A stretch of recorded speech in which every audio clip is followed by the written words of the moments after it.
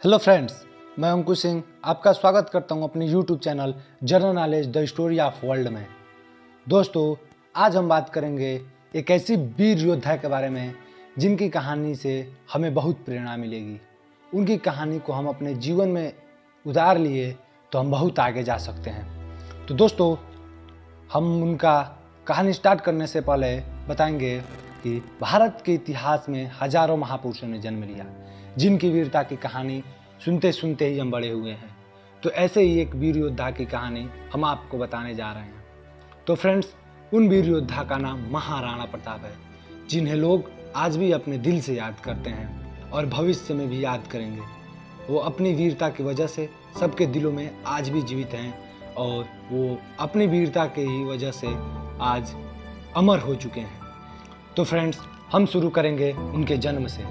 महाराणा प्रताप का जन्म 9 मई 1540 ईस्वी को राजस्थान के कोंबलगढ़ दुर्ग में हुआ था। उनके पिता का नाम महाराणा उदय सिंह और माता रानी जीवत कंवर थी। वो राणा सांगा के पौत्र थे। महाराणा प्रताप के पिता उदय सिंह ने अकबर से भयभीत होकर मेवाड़ त्याग कर अरावली पर्वत पर डेरा डाल लिए। उदय सिंह ने अपनी मृत्यु के समय अपने प्रिय रानी के पुत्र जगमाल को राजगद्दी सौंप दी। उदय सिंह की यह नीति गलत थी, क्योंकि राजगद्दी के हकदार महाराणा प्रताप थे। वो अपने सभी भाइयों में सबसे बड़े और वीर भी थे। महाराणा प्रताप को प्रजा बहुत प्रेम करती थी और प्रताप भी अपने प्रजा से बहुत लगाव रखते थे। लेकिन राज्य का शासन जगमाल के हाथों में दे दिए और जगमाल राज्य का शासन हाथ में लेते ही वहाँ की प्रजा पर अत्याचार करने लगा। ये सब महाराणा प्रताप को देखा नहीं गया। महाराणा प्रताप एक दिन जगमाल के पास गए और प्रेम से बोले, ये अत्याचार करके अपने प्रजा को असंतुष्ट मत करो। समय बड़ा नाजुक है। अगर तुम नहीं सुधरोगे तो तुम्हारा और तुम्हारे इस राज्य का भविष्य खतरे में पड़ सकता है। जगमाल यह बात सुना और क्रोध में आकर महाराणा प्रताप को सीमा से बाहर जाने का आदेश दे दिया। महाराणा प्रताप वहां से चुपचाप चले गए। ये सब देखकर समस्त सरदारों ने एकत्र होकर महाराणा प्रताप को राजगद्दी पे आसीन कर दिया और जगमाल नाराज होकर अकबर के पास चला गया और अकबर ने जगमाल को जहाजपुर का इलाका जागीर में दे दिया और इस प्रकार अकबर ने जगमाल को अपने साथ मिला लिया। जिस समय महाराणा प्रताप ने मेवाड़ की गद्दी संभाली, उस समय राजपूताना साम्राज्य बहुत नाजुक दौर से गुजर रहा था। महाराणा प्रताप जिस घोड़े पे बैठते थे, वो घोड़ा दुनिया का सर्वश्रेष्ठ घोड़ा था, जिसका नाम चेतक था, जिससे महाराणा प्रताप बहुत लगाव रखते थे। दोस्तों, उनके पास केवल घोड़ा ही नहीं बल्कि एक हाथी भी था, जिसका नाम राम प्रसाद था। ये बहुत वीर योद्धा और समझदार भी था। जब युद्ध के मैदान में उतरता तो दुश्मनों में हाहाकार मच जाता था। दुश्मन उससे बहुत डरते थे। बहुत दुश्मन तो उसके युद्ध में उतरते ही भाग जाया करते थे। यही देखकर अकबर ने राम प्रसाद को पकड़ने का आदेश दे दिया और मुगल सेना ने कई सारे हाथियों के बल पर आखिरकार राम प्रसाद को पकड़ ही लिया। अकबर राम प्रसाद को अपनी सेना में शामिल करने की बहुत कोशिश की, लेकिन वो इसमें असफल रहा।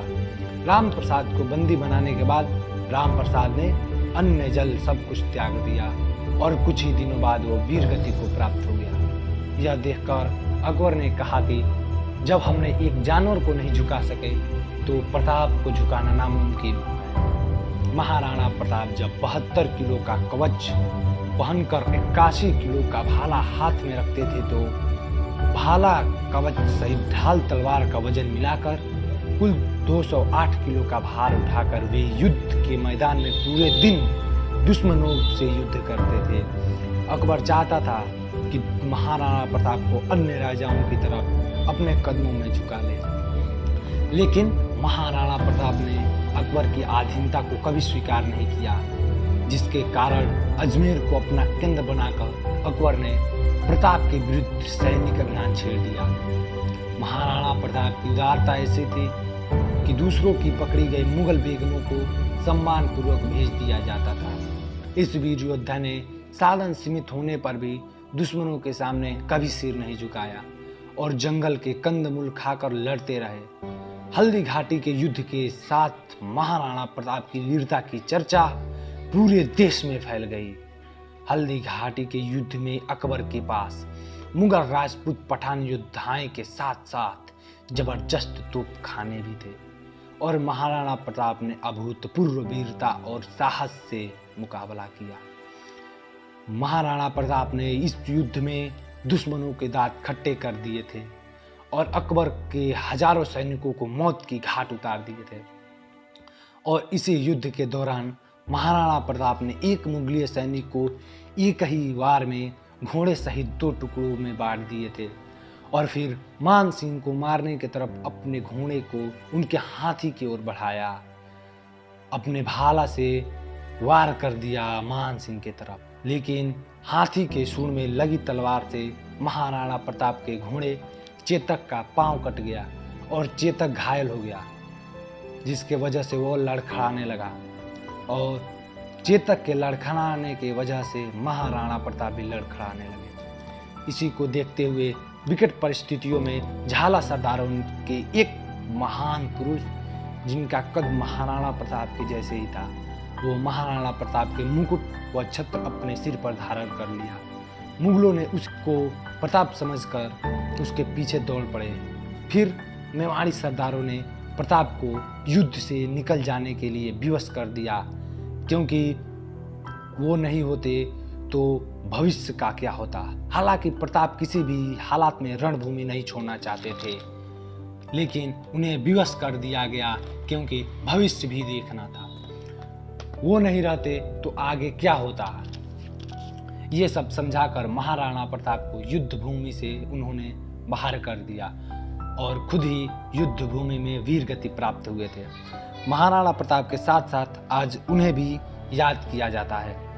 उसी हल्दी घाटी के युद्ध के दौरान उनके प्रिय घोड़े चेतक का मृत्यु भी हो गया, लेकिन मरने से पहले चेतक ने महाराणा प्रताप को एक सुरक्षित स्थान पर पहुंचा दिया।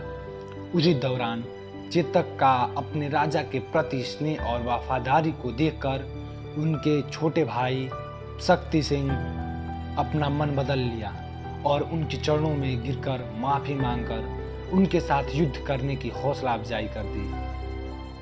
और उसके बाद महाराणा प्रताप जंगलों में रहकर घास की रोटी खाकर लड़ते रहे और आखिर तक लड़ते रहे और कभी भी अधीनता स्वीकार नहीं किए।